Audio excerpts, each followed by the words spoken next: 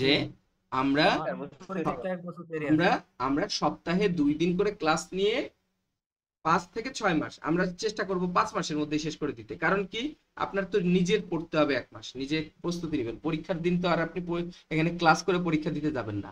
তো আমরা 4 থেকে 5 মাস, 5 মাসের মধ্যে আমরা ফুল সিলেবাস, 5 মাসের মধ্যে এটা ফুল সিলেবাসটা কমপ্লিট করে দিব এই কোর্স আকারে, মানে ফিজিক্সের কোর্স কমপ্লিট করে দিলাম। এখন যখন ফিজিক্সের কোর্সটা আপনার কমপ্লিট হয়ে গেল, এই 5 মাস ক্লাস করলেন আপনি, এখন কোর্সটা কমপ্লিট হওয়ার পর পরীক্ষা যারা দিলেন তারা দিয়ে দিলেন। এখন যাদের পরীক্ষা 1 বছর পর তারা কি করবেন? তারা আমাদের নেক্সট ব্যাচের সাথে আবার ক্লাস শুরু করে দিবেন। কথা কি বুঝছেন? সেইটার জন্য আপনাকে এক্সট্রা পেমেন্ট দিতে হবে। প্রথম কথা এটা, মানে একটা সাবজেক্টের জন্য কোর্স ফি আপনাকে একবারই পে করতে হবে। এবং সেই কোর্স ফিটা হচ্ছে, আমরা এক সাবজেক্টের জন্য 3,000 টাকা করে নিতাম। তো যারা যেহেতু একাধিক সাবজেক্ট নেবেন, আপনারা ফিজিক্স আর ম্যাথ দুইটা যখন একসাথে নেবেন, তখন এটা 2,500 টাকা করে রাখা হবে। হ্যাঁ, এই টাকায় আপনাকে আমরা একেবারে টোটাল কমপ্লিট এই এই সিলেবাসটাকে টোটাল কমপ্লিট করে দিব ইনশাল্লাহ। নিয়মের মধ্য থেকে, মানে হুবহু তো কমন পাবেনই, হুবহু কমন থাকে 60-70%।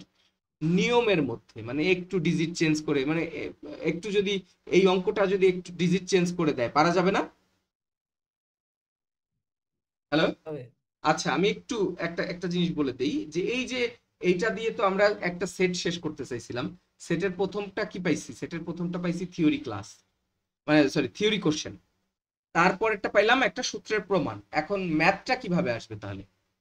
ম্যাথটা আসবে হচ্ছে এই যে যে সূত্রের প্রমাণটা আমরা করলাম না, যে P equal to 1/3 rho C square করলাম কিনা? হ্যালো।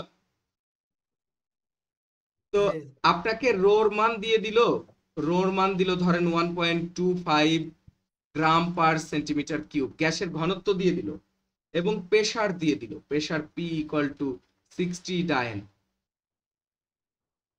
তাহলে এটা দিয়ে আপনাকে বলল যে এই গ্যাসের বেগ নির্ণয় করো, সি নির্ণয় করো, পারা যাবে না এটা?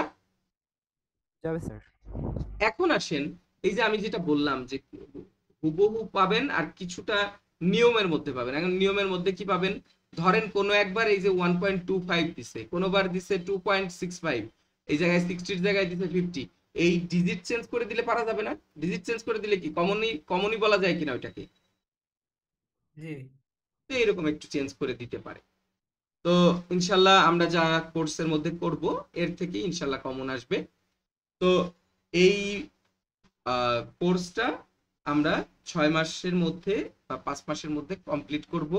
এবং যারা 1 বছর পরে পরীক্ষা দিবেন, তাদের জন্য আমরা নেক্সট ব্যাচের সাথে ক্লাস করার সুযোগ করে দিব। তার মানে একটা সাবজেক্টের জন্য আপনি একবার পে করেই আপনার যতদিন প্রয়োজন ক্লাস করবেন। আর অনেকে প্রশ্ন করে, এই প্রশ্নটা খুব খারাপ লাগে আমার শুনতে, যদিও এটা অনেকে বলে যে যদি রেজাল্ট খারাপ হয় তাহলে ফেল করলে কি আবার পড়াবেন কিনা? সেইটা আমি বলি যে আমার এখানে পড়ে ফেল করবেন কেন? যদি ইন কেস আপনার অসুস্থতার কারণে বা কোনো কারণে পরীক্ষাটা ভালো হয় নাই, আপনি যদি নেক্সট বার পরীক্ষা দেন, সেই ক্ষেত্রে আপনাকে আর পে করতে হবে না। আমাদের এই হচ্ছে আমাদের এখানকার ফ্যাসিলিটিটা। আর আমরা আশা করি যে একবার একবার যে সাবজেক্টটা পড়বেন, আমরা আমাদের কনসেপ্টই হচ্ছে যে একবার পরীক্ষা দিব, একবারেই পাশ করতে হবে।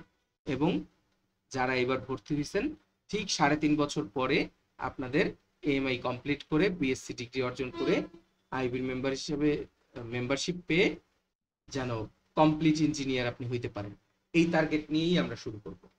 এবং সেই বিশ্বাসটা আপনারও থাকতে হবে। নিজের উপরে কনফিডেন্স থাকা হচ্ছে সবচেয়ে জরুরি।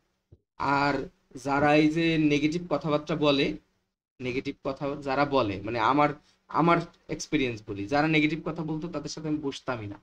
আমি আমার স্টুডেন্ট লাইফে আমি নেগেটিভ কথা যে আমার সাথে বলতো, তার পাশে আমি বসতামই না। ভাই ঠিক আছে, তুমি তোমারটা নিয়ে থাকো, আমি আমার মতো চলি, দেখা যাক লাস্ট পর্যন্ত কি হয়। হুম। তো আমার পরামর্শ স্যার, এটাই থাকবে যে নেগেটিভ যারা বলবে তাদের সাথে কথা কম বলাটাই ভালো। আপনি আপনার নিজের কনফিডেন্স নিয়ে নিজের মতো করে পড়াশোনা করবেন এবং প্রস্তুতি সেভাবেই নেবেন। হ্যাঁ, কারো কোনো প্রশ্ন থাকলে বলেন। স্যার আমার 2টা প্রশ্ন আছে। হুম হুম যে আমাদের আরো যেগুলো সাবজেক্ট আছে এই 4টে শেষ হওয়ার পরে হুম হুম হুম। তাহলে সবগুলো তো আপনারা পড়াবেন তাই না? আমি আমি আমি আপনাকে আহ, মানে এইটার কনফিডেন্স আমি আমি নিজে দিতে পারি যে আমরা আপনাদের মানে আপনারা যদি থাকেন, এখন আপনারা না থাকলে তো আমার কিছু করার নাই, আপনারা যদি থাকেন হ্যাঁ, A to Z সাপোর্ট আপনারা পাবেন আমাদের কাছ থেকে। হ্যাঁ, সেই ক্ষেত্রে কি সব সাবজেক্টই আপনি পড়াবেন না আলাদা? অবভিয়াসলি আলাদা টিচার থাকবে, আমি তো আর সব ডিপার্টমেন্টে আমি পড়াতে পারবো না। আমি পড়াবো যেগুলো হ্যাঁ, সব সেগুলো বিষয় হচ্ছে সম্ভব না। কমন গুলো আমি পড়াবো, সিভিলের গুলো আমি পড়াবো। হ্যাঁ, সেহেতু সিভিল এবং মেকানিক্যালের স্টুডেন্টরা বেশিরভাগ সাবজেক্ট আমার কাছেই পাবেন। আর যেগুলো মেকানিক্যালের একেবারে কোর সাবজেক্ট, যেমন মেকানিক্যাল ডিজাইন, তারপর মেকানিক্যালের গুলা মেকানিক্যালের টিচার, ইলেকট্রিক্যালের জন্য ইলেকট্রিক্যালের আলাদা টিচার থাকবে, মানে ডিপার্টমেন্ট ওয়াইজ আমাদের আলাদা আলাদা টিচার থাকবে। আচ্ছা। আর কমন। আরেকটা বিষয় মানে আমার জানার ছিল একটা হ্যাঁ, বিষয় হ্যাঁ। আর কি। হুম, সেটা হলো যে স্যার, আপনি এছাড়াও আরো অনেক অনেক মানে অনলাইনে দেখলাম হুম, প্রতিষ্ঠান হুম, হুম, যেভাবে এরা এখন সাপোর্ট দিচ্ছে। হুম। সেই ক্ষেত্রে বুঝলাম যে যদি পড়াশোনা ঠিকভাবে করা যায়, এগুলো শেষ করা যায়, তাহলে মোটামুটি একটা ভালো রেজাল্ট করা সম্ভব। অবভিয়াসলি, মানে অবভিয়াসলি, অবভিয়াসলি, আমি যারা ফোর পাওয়াটাও অসম্ভব নয়। আমি বলি একটা বিষয়, আমি বলি মানুষ আহ, যখন ওই যে আমেরিকানরা চাঁদে যাওয়ার জন্য ঘোষণা দিছিল, তখন কম্পিউটার, যেই কম্পিউটারটা অ্যাপোলো 11 রকেটের সাথে যেই কম্পিউটারটা ছিল, ওই কম্পিউটারের পাওয়ার হচ্ছে নোকিয়া 1100 সেটের যে পাওয়ার তার থেকেও কম। মানে তার মেমোরি ক্যাপাসিটি, তার ক্যালকুলেশন ক্যাপাসিটি নোকিয়া 1100 সেটের ক্যালকুলেশন ক্যাপাসিটির মতো ক্যাপাসিটি নিয়ে মানুষ চাঁদে চলে গেছে। আর আপনারা আমাদের বলতেছেন যে এটা কি পাশ করা যাবে কিনা, কি পাশ করা যাবে কিনা? একটা ইঞ্জিনিয়ারিং ডিগ্রি, যেখানে 11 11 22টা সাবজেক্ট পরীক্ষা দিলে রেজাল্ট চলে আসে, কোনো ঝামেলা নাই। হ্যাঁ, হলের হলে যাইয়া বড় ভাইদের সালাম স্যালুটও দিতে হইতেছে না, বড় ভাইদের সাথে যাইয়া ওই যে কি বলে আহ রাজনৈতিক সমাবেশে স্লোগানও দিতে হচ্ছে না। এর থেকে সহজ আর কি হইতে পারে বলেন? আমি এই জন্য বলি যে এটা সবচেয়ে ইজি। কেন ইজি? আপনার সময়কে অপচয় না করে আপনি আপনার নিজস্ব সময়ে আপনি পড়াশোনা করে কমপ্লিট করে ফেলতে পারতেছেন। আমার কথা কি বুঝাইতে পারছি আমি? প্রশ্নটা জি ছিল স্যার। যে হুম। যে বলছি, আমার প্রশ্নটা ছিল অন্য প্রশ্ন আর কি এই প্রশ্ন, বিষয়ে। প্রশ্ন, হ্যাঁ বলেন, কি মানে প্রশ্ন ছিল? এভাবে যদি যদি এভাবে পড়াশোনা শেষ করা যায় তাহলে মানে ফোর পাওয়াটাও সম্ভব, কিন্তু আমার প্রশ্নটা এটা হচ্ছে যে এ পর্যন্ত ফোর কেউ না পাওয়ার কারণটা কি? এটা আপনার কি মনে হয়? আমার যেটা মনে হয় সেটা হচ্ছে বেশিরভাগ স্টুডেন্টই এই বিষয়ে সিরিয়াস হয়ে পড়াশোনা করেনি। 3 পয়েন্ট প্লাস কিন্তু রেজাল্ট আছে, হ্যাঁ, 3 পয়েন্ট প্লাস রেজাল্ট আছে। এখন আপনি যেটা বলতেছেন যে 4 পাওয়া সম্ভব, সিভিলে 4 পাওয়া সম্ভব না। কিছু সাবজেক্ট আছে যে সাবজেক্টে আপনার নাম্বার উঠানো কঠিন। কি কারণে কঠিন? আচ্ছা, কি কারণে কঠিন? সিভিলের জন্য আমি আমারটা বলতেছি, সিভিলের কিছু সাবজেক্ট আছে যেগুলো থিওরি সাবজেক্ট। থিওরিতে ম্যাথমেটিক্স ফিজিক্সে ওকে A+ পাওয়া সম্ভব, বাট থিওরি কিছু ক্লাস আছে, থিওরি কিছু সাবজেক্ট আছে যেই সাবজেক্টে আপনি লিখলেও আপনাকে হয়তো বা 60 70 নাম্বার আপনি ম্যাক্সিমাম তুলতে পারবেন। কারণ লেখলে মানে লেখা সাবজেক্ট গুলোতে ইঞ্জিনিয়ারিং ম্যাটেরিয়ালস লিখছেন, মানে ইটের ভালো ভালো ইটের বৈশিষ্ট্য লিখছেন, স্যারের যতই পছন্দ হোক সে জায়গায় ওই 10-এ 10 দিবে না, 10-এ 7 দিবে, 5 দিবে, 6 দিবে, এরকম দেয়। হ্যাঁ, এখন অনেকগুলো কারণ আছে। আর সবচেয়ে বেশি বড় কারণ হচ্ছে স্টুডেন্টদের সিরিয়াসনেস না থাকা।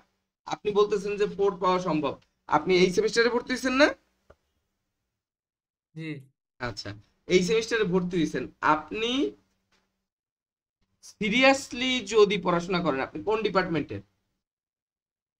সিভিলে। হ্যাঁ, সিভিলে, আপনি 3 পয়েন্ট প্লাস নাম্বার বা 3.5ও পাওয়া সম্ভব, এইটুকু আমি বলতে পারি, মানে আমি কনফিডেন্সলি বলতে পারি।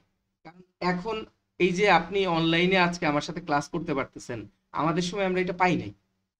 আমি নিজে বি পার্টে ওঠার পরে টিচারই পাই নাই, সিভিলের একজনকে খুঁজে পাই না। একজন ব্যাংকে চাকরি করে, তার বাসায় যায় যায় আমি ক্লাস করছি, 1 to 1 ক্লাস করতে হয়েছে পার সাবজেক্টে। সেখানে আমার অনেক গুণ বেশি টাকা দিতে হয়েছে, অ্যামাউন্ট আমি নাই বলি, কিন্তু সেখানে আমার অনেক বেশি অ্যামাউন্ট দিয়ে পড়তে হয়েছে। কারণ একজন ইঞ্জিনিয়ার তার আহ, মানে 1 to 1 আমাকে যখন সময় দিছে তখন তাকে আমাকে অনেক বেশি পেমেন্ট করতে হয়েছে।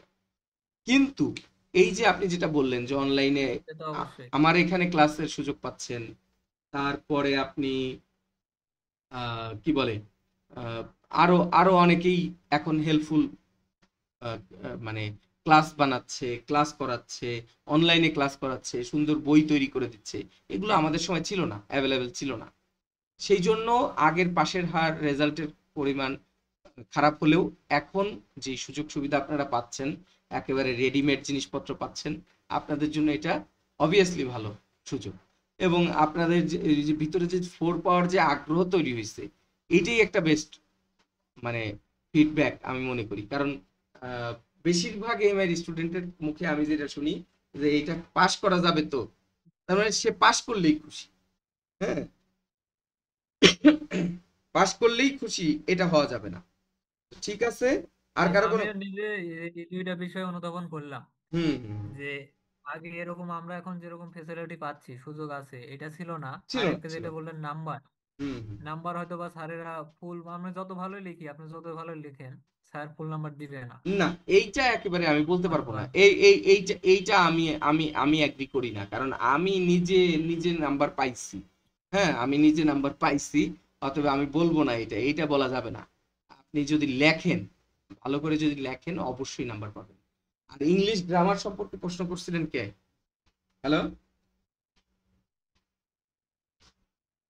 এখানে আছেন এখন? গ্রামেটিক্যাল ভুল হইলে কি হবে তার প্রশ্ন করছিলেন কে যেন? স্যার আছি, স্যার আছেন? একটু রেসপন্স তো করতে হবে। জি স্যার আছি স্যার। এখন বলি আমি আপনাকে, গ্রামেটিক্যাল ভুল কি মনে করেন যে একটু এদিক ওদিকে আহ, যদি হয়, ঠিক আছে, একটা বানান ভুল হয়েছে, ছোট একটু গ্রামার ভুল হয়েছে। আমি একটা উদাহরণ দিই, শোনেন, আমি একটা উদাহরণ দিই। আমাদের আমাদের অনেক স্টুডেন্টের অবস্থাটা কিরকম, আমি আমি পড়াইছি তো আমি জানি আর কি, আমি বলতেছি আর কি, সবার কথা বলতেছি না। অনেক স্টুডেন্ট আমি এমন পাইছি ওয়ার্ড বাই ওয়ার্ড মিনিং করে, হ্যাঁ, ওয়ার্ড বাই ওয়ার্ড সাজায় যায়, গ্রামারের দিকে খেয়াল একেবারেই দেয় না, তখন একটা বিপদ হয়ে যায়। একজন বিএসসি ইঞ্জিনিয়ার হইতে যে আসছে তার যদি একেবারে গ্রামার, মানে মজার একটা উদাহরণ দিই, শোনেন। ছিল, এটার ইংলিশ কি বলেন তো কেউ একজন?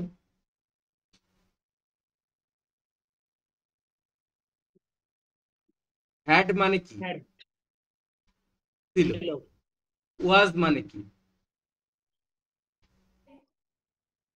ছিল। এটাও ছিল। এখন মজার কাহিনী শোনেন।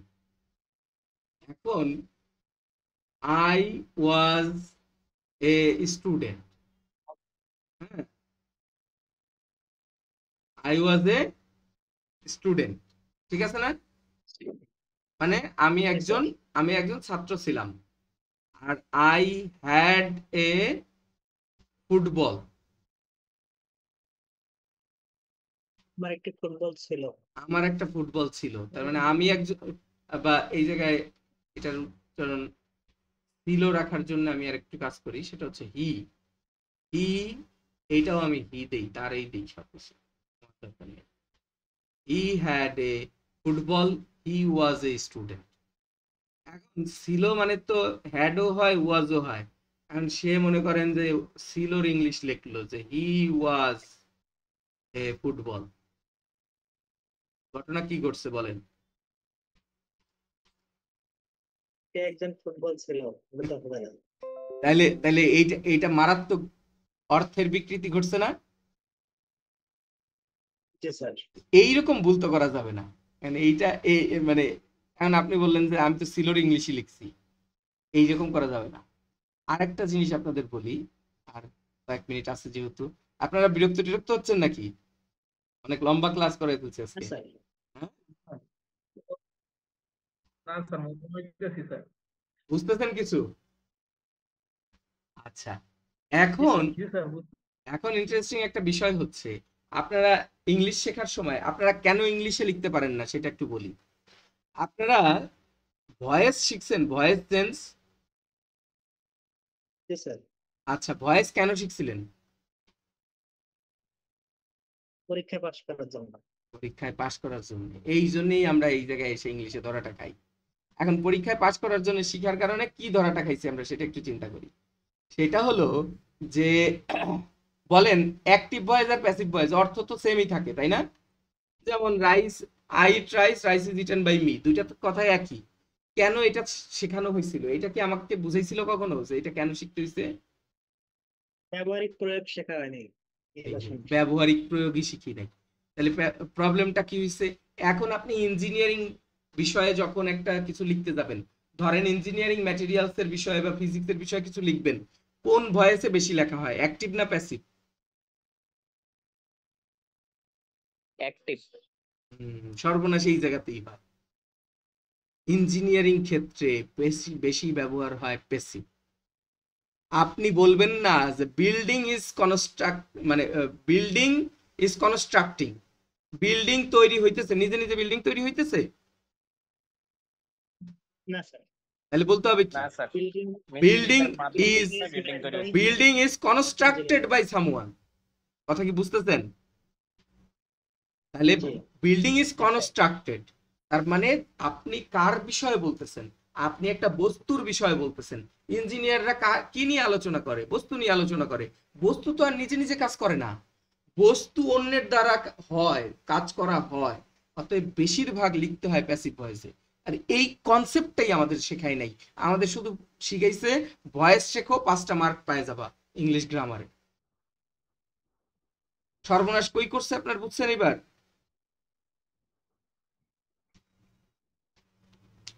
জি স্যার। তো মোটামুটি আমার আমার এখানে আপনারা যারা ভর্তি হবেন ইনশাল্লাহ আমি চেষ্টা করব কি যে যতটুকু সম্ভব আমরা এই যে আজকে যেভাবে ক্লাস করাইলাম ইনশাল্লাহ আমরা প্রত্যেকটা ক্লাসেই এইভাবেই শিখব। সেখানে শুধু আপনাদের আগ্রহটা থাকতে হবে। আর যারা আপনারা ক্লাসে আগ্রহী, ক্লাস করতে চান, সিরিয়াস যারা আছেন, তারা আমাদের নেক্সট ক্লাস কালকে একটা হবে, আবার নেক্সট উইকে শুক্রবারে ক্লাস হবে। এই নেক্সট উইকের মধ্যে আপনারা অ্যাডমিট হয়ে যান। অ্যাডমিটের প্রসেসটা আমাদের হোয়াটসঅ্যাপ নাম্বার দেওয়া আছে, হোয়াটসঅ্যাপ নাম্বারে আপনারা যোগাযোগ করলে আমাদের অ্যাডমিশন প্রসেস সম্পর্কে ডিটেলস দিয়ে দিবে, একটা গুগল ফর্ম দিয়ে দিবে। ওই গুগল ফর্মটা পূরণ করে আমাদের কোর্স ফি এর টাকাটা পে করতে হয়। এটা করলে আপনার অ্যাডমিশন কমপ্লিট হয়ে যাবে। আমি নাম্বারটা আবারও দিয়ে দিই, 01768405544। তো এই হলো আমাদের হোয়াটসঅ্যাপ নাম্বার। এই জায়গায় হোয়াটসঅ্যাপে আমাদের সাথে নক করলে আপনাদের অ্যাডমিশন প্রসেস সম্পর্কে হেল্প করবে। আর যারা অ্যাডমিশন নিতে চান দ্রুত অ্যাডমিট হয়ে ক্লাস শুরু করে দেন, সিরিয়াসলি পড়াশোনা শুরু করে দেন। আর আপনাদের সবার এএমআই তে সাকসেস কামনা করে তাহলে আজকে আমরা এখানেই শেষ করতেছি। হ্যাঁ, সবাই ভালো থাকবেন, সবাই ঠিক ভালো আছে থাকবেন, স্যার। সবাই ভালো থাকবেন। আল্লাহ হাফেজ। আসসালামু আলাইকুম। ওয়ালাইকুম আসসালাম।